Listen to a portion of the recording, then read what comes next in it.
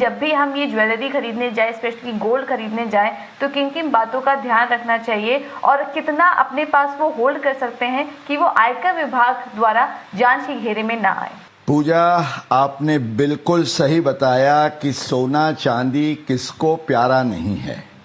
लेकिन सोना चांदी का प्यार भी कभी आयकर विभाग के साथ आपको पंगे में डाल सकता है और आपको बड़ी तकलीफ भी करा सकता है अगर आपने ठीक ठाक उसके लिए आयोजन नहीं किया।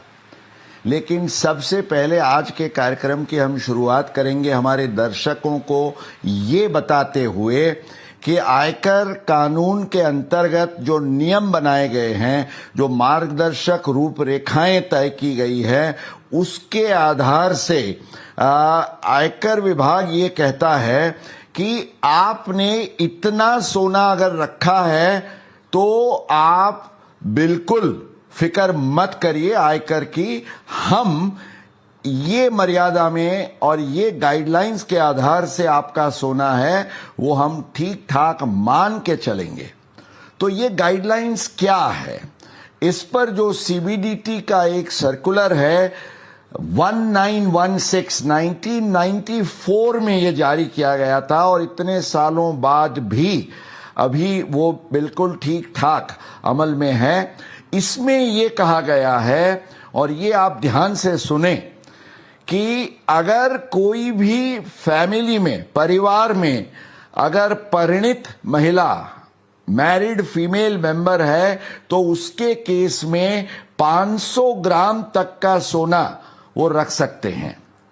अगर अनमैरिड फीमेल है, जिसकी शादी नहीं हुई, बेटी है हमारी, तो उस केस में 250 ग्राम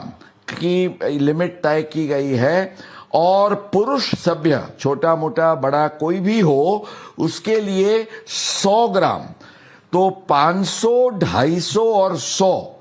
ये 3 जो लिमिट्स तय की गई है। और इसको मध्य रखते हुए मान लीजिए कि एक परिवार में पति पत्नी है, पति की माताजी भी रह रही है साथ में, और उनकी 2 बेटियां हैं, तो क्या होगा, जो माता और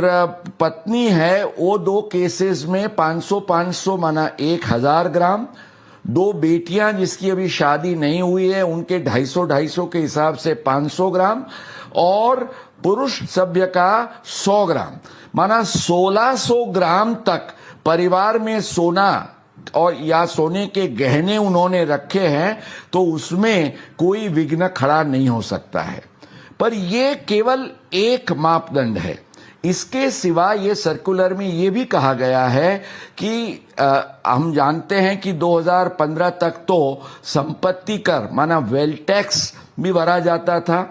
तो वेल्थ टैक्स रिटर्न में आपने जो भी अपने ज्वेलरी ऑर्नामेंट्स दिखाए हुए हैं उसको आयकर विभाग मान्य रखेगा। मान लीजिए आपके यहाँ इनकम टैक्स की सर्च आ गई और आप अगर दिखाते हैं कि भाई ये मैंने वेल्थ टैक्स के मेरे रिटर्न में मेरा ये वैल्यूएशन रिपोर्ट है, इतना दिखाया हुआ है, तो उससे कोई भी झगड़ा खड़ा नहीं होगा। और इसके उपरांत भी ये जो 500, 250 और 100 ग्राम के संदर्भ में एक और भी गाइडलाइन है कि आपकी स्टेटस,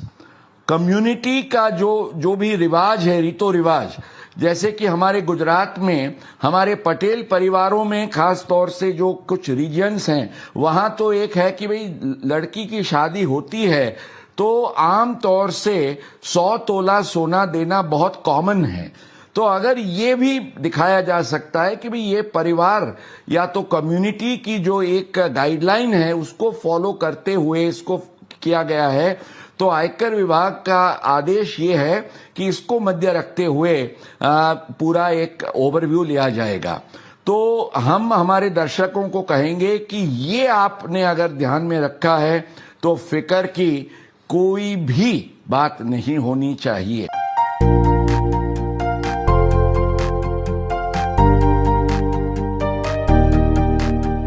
मान लीजिए अगर मेरे पास कुछ गहने हैं जो कि अनएक्सप्लेन्ड है, उसका सोर्स मुझे नहीं पता, तो इस केस में किस तरह के चैलेंजेस मुझे फेस करने पड़ सकते हैं? टैक्स विभाग की तरफ से क्या कार्रवाई हो सकती है? अगर आपके पास सोना पाया जाता है, गहने पाए जाते हैं जो इनकम टैक्स डिपार्टमेंट की गाइडलाइन से सुसंगत नहीं है और जिसके लिए आपके पास कोई ठोस पुरावा या एविडेंस जिसको हम कहेंगे कि भाई मान लीजिए आपको सोना चांदी वगैरह मिल सकता है, जवाहरात मिल सकता है, या तो आपको वसीयत में या विरासत में मिला हो या बख्शीश से मिला हो या आपने उसको खरीद किया हो, तो ये सब एविडेंसेस आपके पास है तो आपको फिक्र की कोई आवश्यकता नहीं होगी। ये जो जनरल पूल के गाइडलाइंस के आधार से आपके पास है तो भी कोई प्रॉब्लम नहीं है, पर इसके अलावा आपके पास अगर कुछ पाया जाता है जिसके बारे में आप कोई सेटिस्फैक्टरी एक्सप्लेनेशन या एविडेंस नहीं दे सकते हैं, तो आयकर कानून की जो सेक्शन 69 है उसका हमें ख्याल रखना है कि इसको अनएक्सप्लेन्ड इन्वेस्टमेंट माना जाएगा और जिसको अनएक्सप्लेन्ड इन्वेस्टमेंट गिना जाता है उसकी वैल्यू को आपकी डीम्ड इनकम मानते हुए उस पर सेक्शन 115 BBE के तहत काफी भारी टैक्स लायबिलिटी का आपको सामना करना पड़ सकता है, क्योंकि 115 BBE में यह कहा गया है कि 60% का टैक्स, उस पर 25% का सरचार्ज, 4% का एजुकेशन सेस और 6% की पेनल्टी, माना कुल सब मिला के 78% का टैक्स, सरचार्ज और सेस और 6% की पेनल्टी। माना आपके पास अगर 1 लाख का भी सोना बिना एक्सप्लेनेशन का मिलता है तो उस पर आपको 84,000 का ये जुर्माना कहो, टैक्स कहो, ये बर्डन भुगतना पड़ेगा।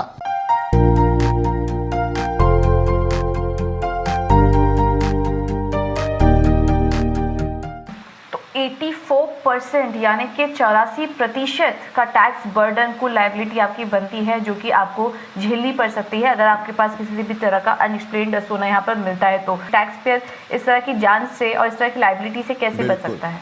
सबसे पहले मैंने जैसे कहा कि ये 115 BBE और सेक्शन 69 का प्रॉब्लम तभी खड़ा होगा अगर आपके पास एविडेंसेस नहीं है। तो सबसे पहले तो ये ख्याल रखिए कि अगर 500, 250 और 100 के दायरे में आता है तो कोई प्रॉब्लम नहीं, कोई एविडेंसेस की चिंता नहीं, पर उससे ज्यादा है तो और ज्यादा हो भी सकता है तो एविडेंसेस की पूरी तैयारी रखिए। अब एविडेंसेस क्या हो सकते हैं? या तो आपने खरीद किया है तो उसका परचेज का बिल और उसका भुगतान पेमेंट कैसे आपने किया उसका एविडेंस, चेक या कैश जो भी हो उसका आप रखिए अपने रिकॉर्ड पर। दूसरा, आम तौर से आज पीढ़ी दर पीढ़ी आपको जो मिलते हैं गहने और जवाहरात वगैरह, वो आपको अपने माता पिता या उनसे मिलते हैं, तो वसीयत या विरासत में जो मिलता है उसके लिए भी एविडेंस रखिए। अब कई बार क्या होता है, मान लीजिए आप की माता या दादी ने विल बनाया, अब विल में वो लिखेंगे कि मेरे जो भी गहने हैं वो मेरी बेटी या मेरी पोती को देती हूं, पर गहने का कोई जिक्र ही नहीं है, तो प्रॉब्लम खड़ा हो जाएगा, क्योंकि आप माता या दादी से या नानी से क्या मिला है। तो हमेशा आपको जब कुछ वसीयत में मिलना है तो आप उनको कहिए कि भाई आप इसमें क्लियर डिस्क्रिप्शन और वैल्यू तो नहीं पर एटलीस्ट वेट या ऑर्नामेंट्स का कि 22 कैरेट 24 कैरेट है या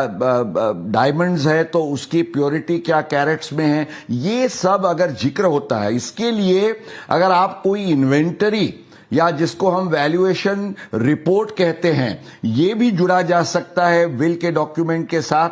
अगर आपको किसी की पास से बख्शीश मिली है तो उसका भी कुछ रेफरेंस रखिए। और जिसको हम इनकम टैक्स की परिभाषा में कहते हैं प्रीपोंडरेंस ऑफ प्रोबेबिलिटी, माना संयोगिक पुरावे या तो शक्यताएं क्या होती है उसको ध्यान में रखते हुए आज अगर कोई झगड़ा भी होता है तो ट्राइब्यूनल्स और courts will decide on the basis of that. तो ये छोटी छोटी चीजें हैं पर बहुत महत्वपूर्ण है। तो हमारा गुरु मंत्र हम दर्शकों को ये बताए पूजा कि इसका खास खास ख्याल रख के आप ये एविडेंसेस को, ये लॉजिकल एक्सप्लेनेशंस को तैयार रखिएगा।